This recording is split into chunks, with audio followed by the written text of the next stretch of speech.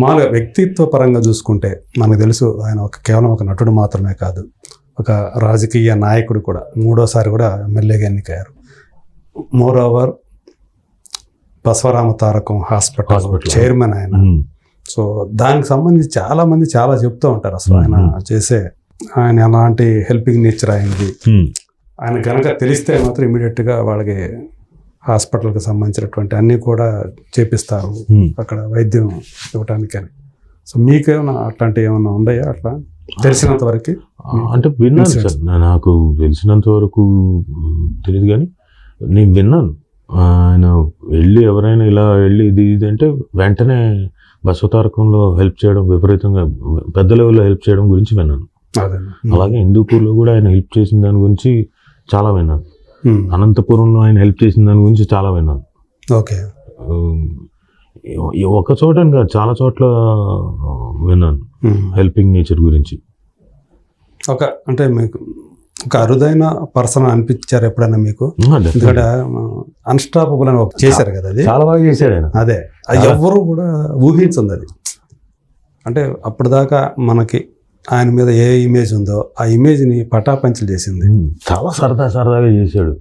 అంటే ఆ ప్రోగ్రామ్ని చాలా లైటర్ వేలో, చాలా ఎనర్జెటిక్గా. అవును, ఆ ప్రోగ్రామ్ అది నేషనల్ లెవెల్లో టాప్ అయింది అది. అవునా? నేషనల్ లెవెల్లోనే, ఇక్కడ ఓన్లీ తెలుగులో కాదు, నేషనల్ లెవెల్లోనే one of the top celebrity షోగా నిలిచింది అది.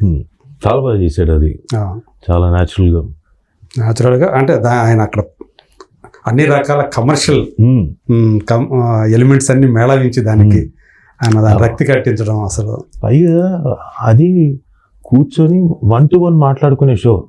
పోనీ మిగతా పక్కన ఎవరైనా వచ్చి మధ్యలో మాట్లాడి కామిక్ ఎలిమెంట్స్ చేసేవాళ్ళు నాకు లేదు. ఈయన ఒక్కడు సింగిల్ హ్యాండెడ్గా తన షోల్డర్స్ మీద నడిపించాడు ఆ షో. అవును, సరే స్టార్స్ వచ్చారు కానీ వాళ్ళని కూడా కంఫర్టబుల్ జోన్లోకి తీసుకురావాలిగా. తీసుకురావాలి, వాళ్ళ మీద అది వాళ్ళు ఎంజాయ్ చేసేలాగా ఉండాలి వాళ్ళ దగ్గర. ఇవన్నీ కూడా ఒక షోలో బాగా చేశాడు. అవును అవును, నిజంగానే అది అన్స్టాపబుల్ అన్నట్టుగానే అంత పేరు తెచ్చుకుంది. అది చాలా సీజన్స్ వెళ్ళింది కదా సార్. అవును, చాలా 3 seasons అనుకుంటా. ఎంతవరకు వీలైతే అంతవరకు చేశారు. అది చివరిది ఏదో కొంచెం తక్కువగా చేసినట్టున్నారు, తక్కువ ఎపిసోడ్లు. ఎందుకంటే ఆయనకు టైం పీరియడ్ తక్కువ ఉండటం వల్ల సినిమా. సో మళ్ళీ వస్తాను నేను మళ్ళీ వస్తుంది. సో ఇప్పుడు ఆయన కూడా చూడండి, ఇప్పుడు నన్ను అడిగాడు ఆయన వీరసింహారెడ్డిలో ఉన్నప్పుడు, నువ్వు రా అన్స్టాపబుల్కి సార్. సరే సార్, ఓకే. సో యాక్టర్గా చూసుకుంటే సినిమాలో ఇప్పుడు ఆయన అఖండ అనే సినిమాతోటి థియేటర్లకు జనం, అంటే ఆఫ్టర్ కరోనా జనాలు థియేటర్లకు వచ్చారంటే మళ్ళీ ఆ సినిమానే తీసుకొచ్చింది. అంతకుముందు రిలీజ్ అయిన సినిమాకి జనాలు రాలా, ఆ సినిమా మళ్ళీ థియేటర్లకి మనం వెళ్ళొచ్చు థియేటర్లకి అన్న ఇది కలిగించింది అదే. ఆ తర్వాత మీరు యాడ్ చేసినటువంటి వీరసింహారెడ్డి, తర్వాత భగవంత్ కేసరి, ఇప్పుడు బాబీ సినిమా. ఇప్పుడు ఏం చేయట్లేదా ఆయనతోటి? లేదండి, మొన్న అవకాశం వచ్చింది బాబీ గారి సినిమాకి, డేట్లు ప్రాబ్లం అయ్యాయి నావి. ఓకే, తెలియదు. మళ్ళీ కొంచెం ఈ ఇబ్బంది ఎదురైనప్పుడల్లా అనిపిస్తుంటదా, అరే మిస్ అయ్యామన్నా డెఫినెట్గా ఫీల్ ఉంటుంది కదా సార్. అరే అబ్బా. ఓకే, ఏ సినిమా తోటి క్రాష్ అయినాయి? నేను ఇప్పుడు కన్నడ సినిమా చేస్తున్నాను. కన్నడ సినిమా వాళ్ళకి అప్పటికి మేనేజ్ చేసి వాళ్ళ దగ్గర నుంచి డేట్లు తీసుకొని ఇక్కడ అడ్జస్ట్ చేశాను. అయితే జైపూర్ స్కెడ్యూల్ వీళ్ళు వెళ్ళాలి ఎప్పుడు జూన్లో. అప్పుడు జైపూర్లో ఎండలు విపరీతంగా ఉన్నాయి. నేను కూడా జైపూర్లో అక్కడ బెంగళూరు నుంచి వెళ్ళాలి జైపూర్కి, నేను అలా ప్లాన్ చేసుకుని ఉన్నా, అంత ఫిక్స్డ్. సడన్గా లేదు జైపూర్ది క్యాన్సిల్ అన్నారు. ఇప్పుడు నేను వీళ్ళ దగ్గర ఆల్రెడీ డేట్లు తీసేసుకున్నాను, ఇంకా మరి ఎట్లా మళ్ళీ వాళ్ళకి చెప్పలేను. మళ్ళీ వాళ్ళకి ఫోన్ చేసి కన్నడ వాళ్ళకి మీరు కొంచెం ఎక్స్టెండ్ చేసుకోండి అన్న. వాళ్ళు పాపం ఎక్స్టెండ్ చేసుకున్నారు, షూట్ చేసుకున్నారు. మధ్యలో ఒక రోజు కోసం మళ్ళీ ఇక్కడికి వచ్చా వేరే సినిమా కోసం. మళ్ళీ వీళ్ళు అడిగిన డేట్లు ఎప్పుడు అడిగారు, కన్నడ సినిమా ఎప్పుడైతే ఉందో మళ్ళీ అప్పుడే అడిగారు. అయ్యా అబ్బా, ఒక్కరోజు క్లాష్ అవుతుంది. పోనీ ఒక్కరోజు మేనేజ్ చేసుకోండి సార్ అన్నాం. కన్నడ వాళ్ళని కూడా అడిగాను. ఎవరిది కన్నడ? అనీష్ అని హీరో, అక్కడ బాగా పేరున్న హీరో. మ్మ్. ఇప్పుడు అతను బైలింగ్వల్ చేశాడు, కన్నడ తెలుగు. తెలుగులోకి వస్తున్నాడు ఆయన. మ్మ్. చాలా మీరు చేసే సినిమా తెలుగులో కూడా వస్తుంది. బైలింగ్వల్. ఓకే. ఏదో కన్నడ డబ్ చేయట్లేదు, తెలుగు బైలింగులో బైలింగ్వల్. రెండు పేర్లు చేస్తారు. ఎస్. ఒకసారి కన్నడంలో ఒకసారి తెలుగులో చెప్పారు. ఓకే. విశ్వంభరలో అయిపోయిందా మీ పార్ట్? అయిపోయింది. ఎస్ ఎస్, ఇంకొక రోజు ఉంది. మిగతా అంతా మేజర్ గా అయితే అయిపోయింది. ఓకే. సో పర్వాలేదు. ఎలా అనిపించింది మీకు ఆ సినిమాలో చేయడం? చాలా మంచి వశిష్ఠ బింబిసార్ తోటి చాలా దృష్టిలో పడి సెకండ్ ఫిలిం లోనే మెగాస్టార్ ని డైరెక్ట్ చేసే ఛాన్స్ కొట్టేశాడు. ఆ విశ్వంభర అనే టైటిల్ కానివ్వండి, ఒక గ్లింప్స్ వచ్చింది కదా అది కానివ్వండి, అంచనాలను ఎక్కడికో తీసుకెళ్ళింది. నాకు కూడా వాసిష్ఠ గారు చాలా మంచి రోల్ ఇచ్చాడు ఉన్న దీంట్లో. ఓకే. ప్రామినెంట్ రోలా? ఎస్. ఓకే. అలాగే నాకు చిరంజీవి గారితో నటించే అవకాశం వచ్చింది. నేను మిగతా అందరితో నటించాను, ఆయన కాంబినేషన్ అసలు ఫస్ట్ టైం విశ్వంభర. ఆయన కాంబినేషన్ లోనే సీన్. ఓహో. I was very happy. Okay. అంటే ఇక అందరితో చేసాము, ఇంతో చేయలేదు అనేది పవన్ కళ్యాణ్ గారితో ఉంది బ్యాలెన్స్. ఆయన ఒక్కడితో చేస్తే, ఎందుకంటే పై లెవెల్ స్టార్స్, మిగతా అందరు స్టార్స్ తో చేశాను. ఇప్పుడు కుర్ర హీరోలతో చేయాలి, బట్ నేనంటే పై లెవెల్ స్టార్స్ అందరితోటి మిస్ అవ్వకూడదు. ఆ నలుగురు సీనియర్ స్టార్స్ ఎవరైతే ఉన్నారో వాళ్ళ ముగ్గురుతో ఇదివరకు చేశాను. మిగిలింది ఈయన చిరంజీవి గారు. పవన్ కళ్యాణ్ గారితో చేయాలి. ఓకే. మిగతా అందరితో చేశాను. సో వీళ్ళిద్దరే మిస్ అయ్యారు ఇప్పుడు దాకా. అంతే. ఓకే. అంతకుముందే వచ్చింది, ఏది వాల్తేరు వేరేకే వచ్చింది, బాబీ గారి సినిమాకి. మిస్ అయ్యాను. ఆ రోజు లొకేషన్కి వెళ్ళాను, వాళ్ళకి ఏదో ప్రాబ్లం వచ్చింది. మళ్ళీ దాంతో సారీ ఈరోజు లేదండి అన్నారు. ఇక్కడ దాకా వచ్చి వెనక్కి పంపించేశారు, అరే అనుకున్నాను, వెళ్ళిపోయి వచ్చేసాను. ఇప్పుడు నాకు వాసిష్ఠ గారి వల్ల మళ్ళీ తర్వాత అది కంటిన్యూ కాలేదు. ఆ టైంకి నాకు వేరే వాళ్ళు అంటే నేను అవైలబుల్గా లేను వాళ్ళు అడిగిన టైంకి. ఓకే. మొత్తానికి అట్లా బిజీగా ఉన్నారు. అంతా బిజీ కాదు, అంటే క్లాష్ అవుతున్నాయి. వాడు అడిగింది మళ్ళీ సేమ్ ఇట్లాంటి వాటి వల్ల కొన్ని మిస్ అయితే మాత్రం బాధ కలుగుతూ ఉంటుంది. డెఫినెట్గా. తర్వాత సినిమా రిలీజ్ అయిన తర్వాత మనకు అనిపిస్తుంది కదా, అంతగా అవ్వదండి. అయ్యో నాకు మిస్ అయిపోయాను అని కాదు. ఓకే.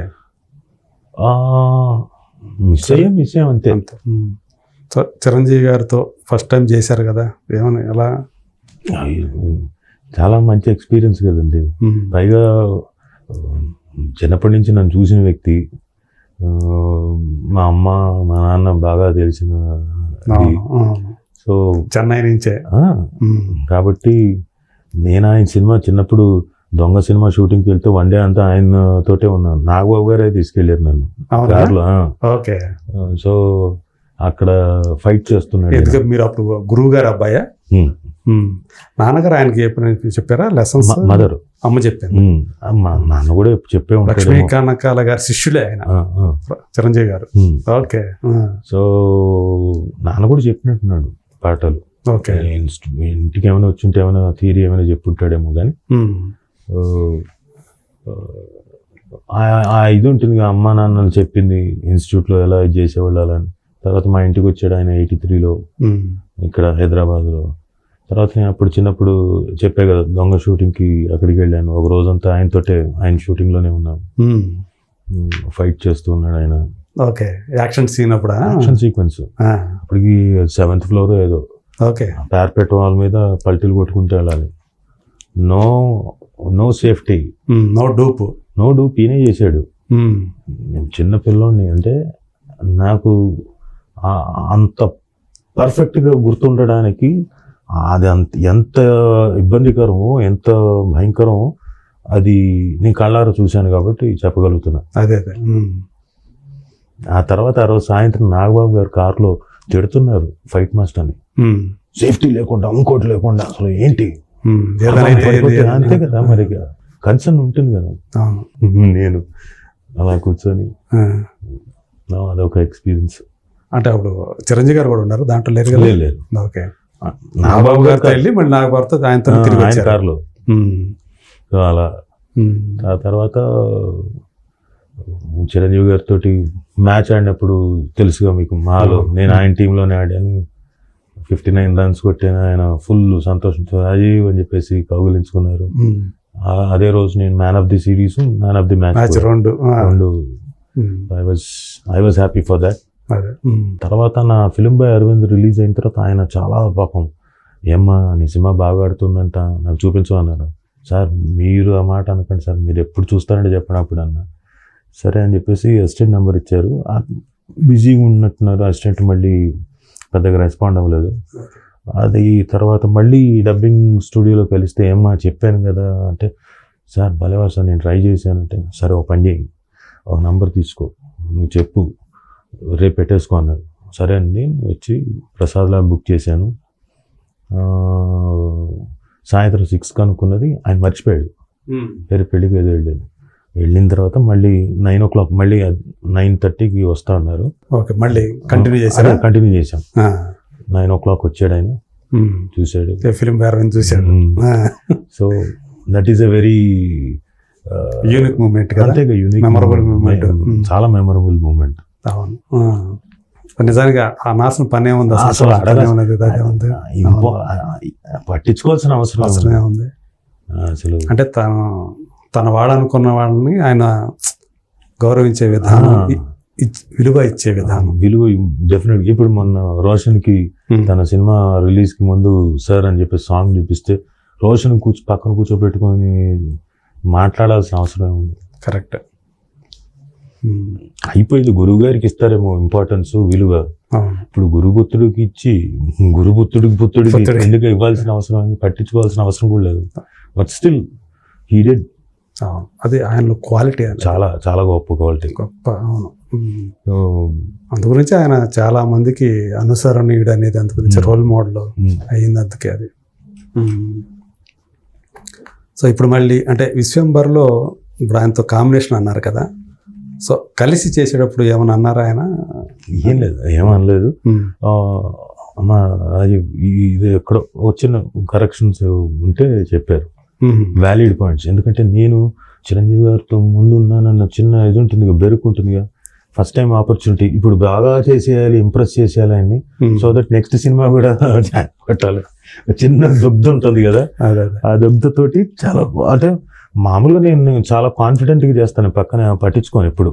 ఓకే, పెద్ద స్టార్ ఉన్నా కానీ నేను నా పాటుకు నేను చేయాల్సి, నేను మీ చిన్నప్పటి నుంచి ఏదైతే నేర్చుకుంటూ వచ్చారో ఇక అది మీకు అందరూ ఇన్వాల్వ్ అయిపోవడం అనేది క్యారెక్టర్లో.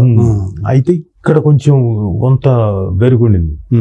అయితే ఆయన కాదమ్మా ఇలా చెప్తే బాగుంటుంది, రైట్, నేను మిస్ అయ్యాను అంటే నేను ముందు ఉన్నానన్న దీంతో చిన్న, బట్ చిన్న correction I did. Okay, happy. So Vishwambhara మీద మీకున్నటువంటి అంచనాలు ఏంటి సార్? మిగతా సినిమా అంతా నాకు తెలియదు, మేము చేసిన ఎపిసోడ్ గురించి చెప్పగలను. ఓకే, అయితే అది నేను రివీల్ చేయలేను. అది చాలా important episode of Vishwambhara. Okay, చాలా అద్భుతంగా వచ్చింది. Okay, feast, I feast. Okay, ఆయన రోల్ కానీ ఆయన ఆహార్యం కానీ ఐ ఫీస్ట్, అంతేనా? I feast, emotional feast. Okay, so నాకు తెలిసి డెఫినెట్గా సినిమా మొత్తం డెఫినెట్గా బాగా వచ్చి ఉంటుంది, అద్భుతంగా వచ్చి ఉంటుంది. అంటే మీకు చెప్పినంత వరకైనా సరే, మీ సీన్ ఉన్నంత వరకైనా వశిష్ఠ రాసుకున్న విధానం ఇది అన్ని చూసుంటారు కదా. సో ఖచ్చితంగా అబ్బాయికి స్టఫ్ ఉంది అని అనిపించిందా మీకు? చాలా ఉంది. ఓకే, సో ఖచ్చితంగా ఈజ్ గోయింగ్ హైట్స్ అనొచ్చా? Undoubtedly, undoubtedly. ఇప్పుడున్న యంగ్ డైరెక్టర్స్లో is going to be very good prominent star director. Okay, very good prominent star. మనుషులు చూస్తే అస్సలు అట్లా అనిపించడు, చాలా క్యాజువల్ ఉంటాడు. అదేదో పట్టించుకోడు అది. ఎందుకంటే ఎంతసేపు తన